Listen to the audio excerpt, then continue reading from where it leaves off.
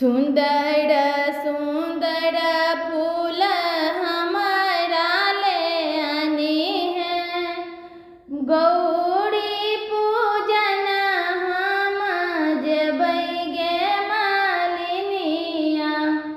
सुंदर सुंदर फूल हमारा ले आनी है, गिरजा पूजन हम जबैगे मालिनिया।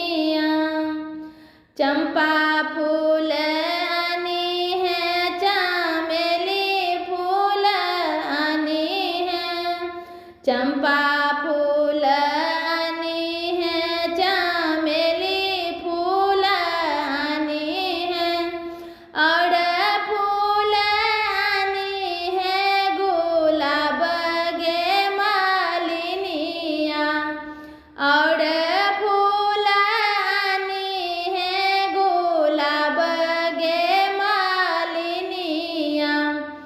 सुंदर सुंदर फूल हमारा ले आनी है, गौरी पूजन हम जबैगे मालिनिया।